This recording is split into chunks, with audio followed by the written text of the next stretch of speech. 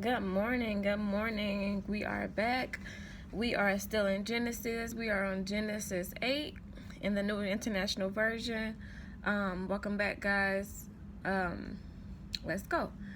But God remembered Noah and all the wild animals and the livestock that were with him in the ark, and he sent a wind over the earth, and the waters receded. Now the springs of the deep and the floodgates of the heavens had been closed, and the rain had stopped falling from the sky. The water receded steadily from the earth. At the end of the 150 days, the water had gone down, and on the 17th day of the 17th month, the ark came to rest on the mountains of Ararat. The waters continued to recede until the 10th month, and on the first day of the 10th month, the tops of the mountains became visible. So everything is clearing up at this point. All the water is gone, and you can see everything again. After 40 days, Noah opened a window he had made in the ark and sent out a raven, and it kept flying back and forth until the water had dried up from the earth. Then he sent out a dove to see if the water had receded from the surface of the ground. But the dove could find nowhere to perch because there was water over all the surface of the earth. So it returned to Noah in the ark. He reached out his hand and took the dove and brought it back to himself in the ark. He waited 7 more days and again sent the dove out from the ark. When the dove returned to him in the evening, there in its beak was a freshly plucked olive leaf. Then Noah knew that the water had receded from the earth. The olive leaf. He waited 7 more days and sent the dove out again, but this time it did not return to him. By the first day of the first month of Noah's 601st year, the water had dried up from the earth. Noah then removed the covering from the ark and saw that the surface of the ground was dry. By the 27th day of the second month, the earth was completely dry. So on all of this time, Noah is just being so patient. He's sending out the doves and trying to see if the ground is dry. He's waiting 7 days and 7 more days. And you never see in the text where Noah is complaining. That's what just wows me. Then God said to Noah, "Come out of the ark, you and your wife and your sons and their wives. Bring out every kind of living creature that is with you, the birds, the animals, and all the creatures that move along the ground, so they can multiply on the earth and be fruitful and increase in number on it." So now it's time to reproduce, to bring back the humans, the animals, and everything else. So Noah came out together with his sons and his wives and his sons' wives, all the animals and all the creatures that move along the ground and all the birds, everything that moves on land, came out of the ark, one kind after another. Then Noah built an altar to the Lord and taking some of all the clean animals and clean birds, he sacrificed burnt offerings on it. The Lord smelled the pleasing aroma and said in his heart, "Never again will I curse the ground because of humans, even though every inclination of the human heart is evil from childhood, and never again will I destroy all living creatures as I have done." So Noah did all of this, and the reward was that God will never curse the ground again. That is just so amazing to me. As long as the earth endures seed time and harvest, cold and heat, summer and winter, day and night will never cease. That's just so awesome. God's covenant with Noah. Then God blessed Noah and his sons, saying to them, this is Genesis 9, "Be fruitful and increase in number and fill the earth. The fear and dread of you will fall on the beasts of the earth, and all of the birds in the sky, on every creature that moves along the ground, and all the fish in the sea. They are given into your hands. Everything that lives and moves about will be food for you. Just as I have gave you the green plants, I now give you everything." So now he's given Noah everything. "But you must not eat meat that has its lifeblood still in it. And for your lifeblood, I will surely demand an accounting.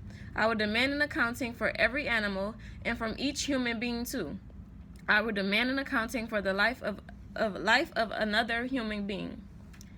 Whoever sheds human blood, by humans shall their blood be shed. For in the image of God has God made mankind. As for you, be fruitful and increase in numbers, multiply on the earth and increase upon it." Then God said to Noah and his sons with him, "I now establish my covenant with you and your descendants after you, and with every living creature that is with you, the birds, the livestock, and all the wild animals, all those that came out of the ark with you, every living creature on earth. I establish my covenant with you. Never again will all life be destroyed by the waters of a flood. Never again will a flood to destroy the earth. And God said, this is the sign of the covenant I am making between me and you and every living creature with you, a covenant for all generations to come. Thank you, God. I have set my rainbow in the clouds, and it will be a sign of the covenant between me and the earth. Whenever I bring clouds over the earth and the rainbow appears in the clouds, I will remember my covenant between me and you and all living creatures of every kind. Never again will the waters become a flood to destroy all life. Whenever the rainbow appears in the clouds, I will see it and remember the everlasting covenant between God and all living creatures of every kind on the earth. So God said to Noah, this is the sign of the covenant I have established between me and all life on the earth. This is about the sons of Noah. The sons of Noah who came out of the ark were Shem, Ham, and Japheth. These were the 3 sons of Noah, and from them came the people who were scattered over the whole earth. Noah, a man of soil, proceeded to plant a vineyard. When he drank some of its wine, he became drunk and lay uncovered inside his tent. Ham, the father of Canaan, saw his father naked and told his 2 brothers outside. But Shem and Japheth took a garment and laid it across their shoulders. Then they walked in backward and covered their father's naked body. Their faces were turned the other way so that they could not see their father naked. When Noah awoke from his wine and found out what his youngest sons done to him, he said, Cursed be Canaan, the lowest of slaves will he be to his brothers. He also said, Praise be to the Lord, the God of Shem. May Canaan be the slave of Shem. May God extend Japheth's territory. May Japheth live in the tents of Shem, and may Canaan be the slave of Japheth. After the flood, Noah lived 350 years. Noah lived a total of 950 years, and then he died. All right. This is the account of Shem, Ham, and Japheth, Noah's sons, who themselves had sons after the flood. So now they're just going over the lineage, and they're naming all of the sons and daughters. And I'll just go over the names of them. They were the Japhethites, the Hamites, the Semites, and that were all of the kingdoms of, or all of the lineages of his sons. The Japhethites were Japheth's family. The Hamites were Ham's family, and then the Semites were Shem's family. So that was Genesis 10, and we're going to Genesis 11. The Tower of Babel. Now the whole world had one language and a common speech. As people moved eastward, they found a plan in Shinar and settled there. So now they're moving. All of these different families have recreated, and now there's this. They're getting ready to talk about the Tower of Babel. Everybody at this point is speaking one language, and they're all in different areas and different communities. And they're all settling in Shinar. They said to each other, "Come, let's make bricks and bake them thoroughly." They used brick instead of stone and tar from mortar. Then they said, "Come, let us build ourselves a city with a tower that reaches to the heavens, so that we may make a name for ourselves. Otherwise, we will be scattered over the face of the earth." So they're trying to build a tower to heaven so that they can make a name for themselves, so they can create a legacy. But the Lord came down to see the city and the tower the people were building. The Lord said, "If as one people speaking the same language they have begun to do this, then nothing they plan to do will be impossible for them. Come, let us go down and confuse their language so that they will not understand each other." So the Lord scattered them from there over all the earth, and they stopped building the city. This is why it is called Babel, because the Lord confused the language of the whole world. From there, the Lord scattered them over the face of the whole earth. So this is where they say sometimes knowing too much can be dangerous, because like what they're doing in the earth right now, what they're doing in the earthly realm right now, creating all of these things, trying to recreate the human life and all of these different things God tried to avoid back then. So now from Shem to Abraham. This is the account of Shem's family.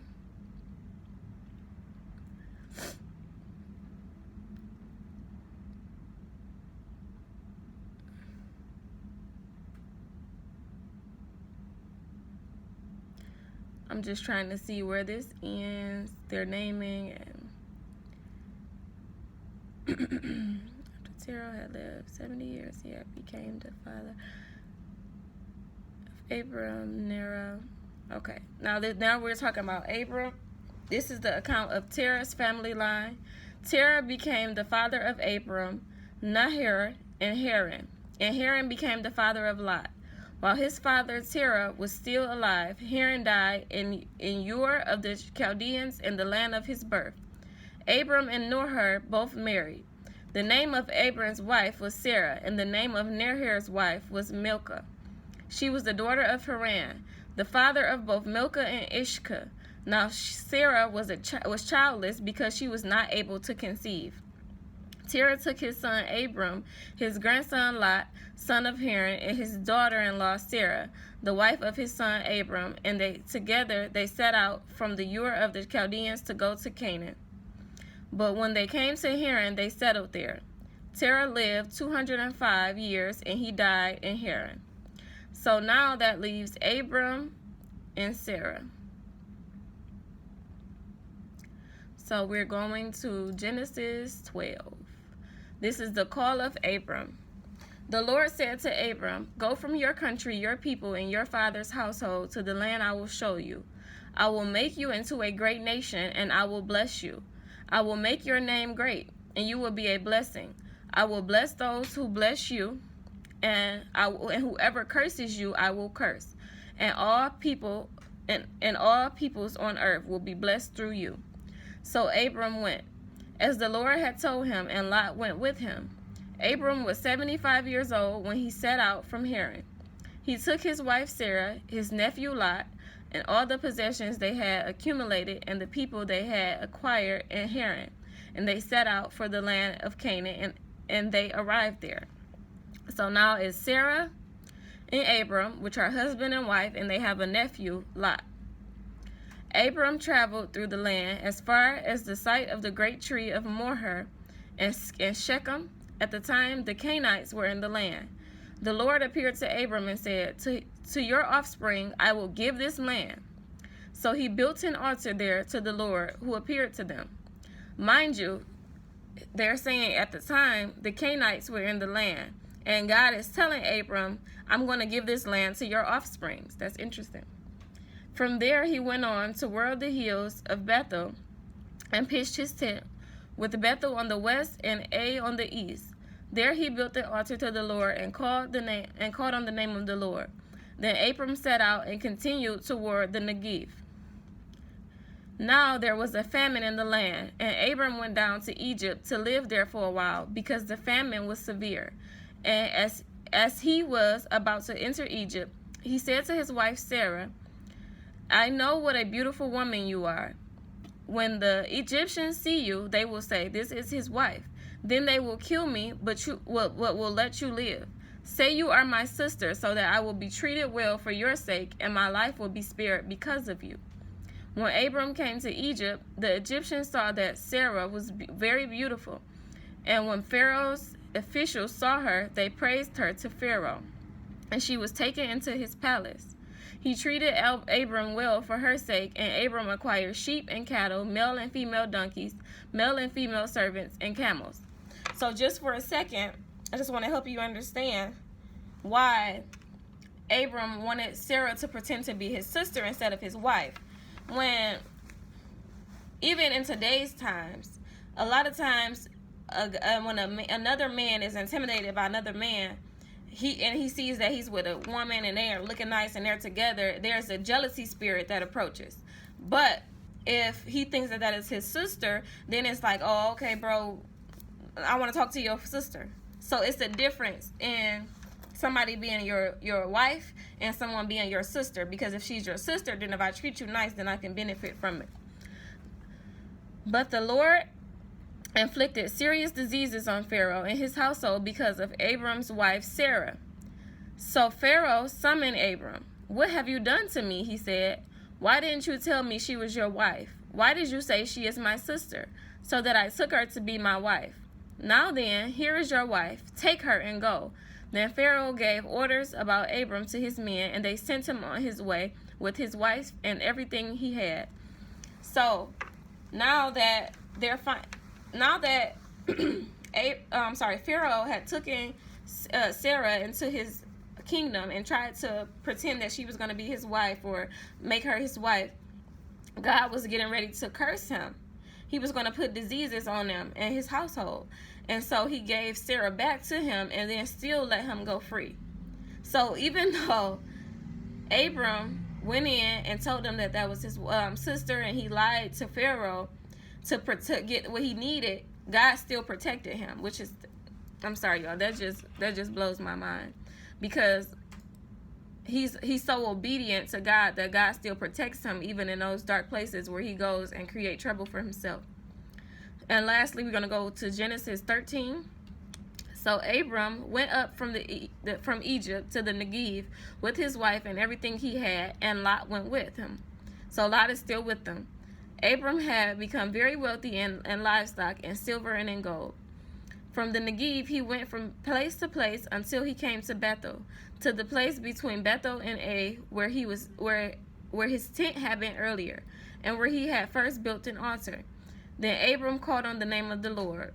Now Lot, who was moving about with Abram, also had flocks and herds and tents, but the land could not support them while they stayed together, for their possessions were so great that they were not able to stay together. And quarreling arose between Abram's herders and Lot's.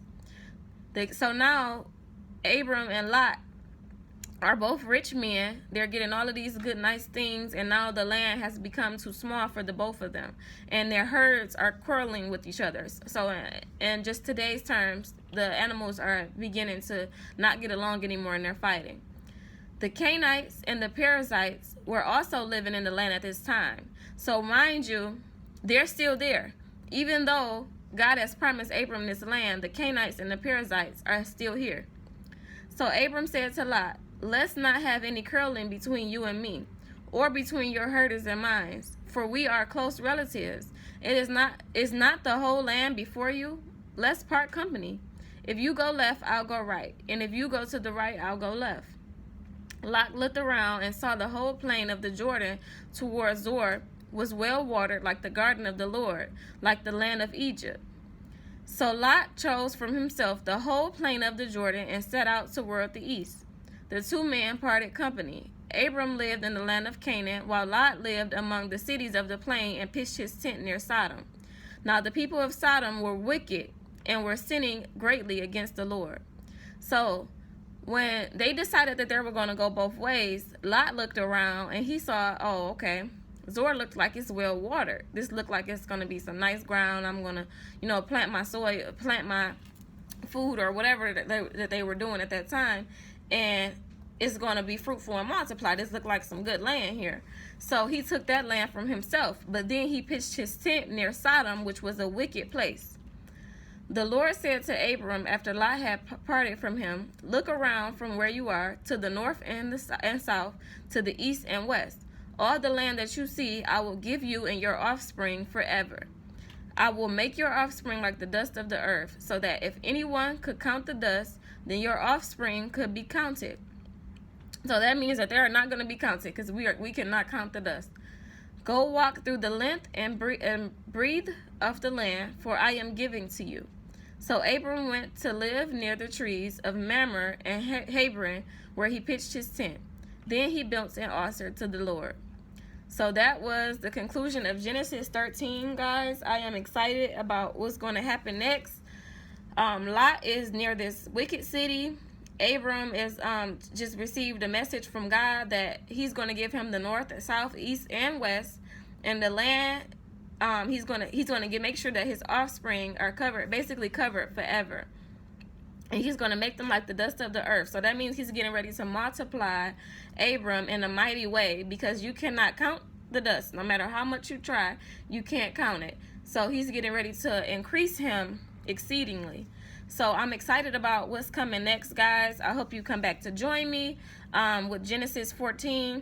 Again, this is virtual Bible study. As I said before, I don't want the spirit of offense to come in, but I am doing this because I feel that a lot of people can connect better when they hear the Bible and not a scripture turned into a sermon. So a lot of Bible studies are mostly sometimes now midweek services, which I love. I enjoy the fire of having basically another refill in the middle of the week and then to get you to Sunday. But what God is calling me to do right now is for the people who do need that actual word to be explained and to be put into Ebonics so that they can understand. So I'm thankful for everybody that is watching, for everybody that shares. Be blessed. Subscribe. I'll see you guys.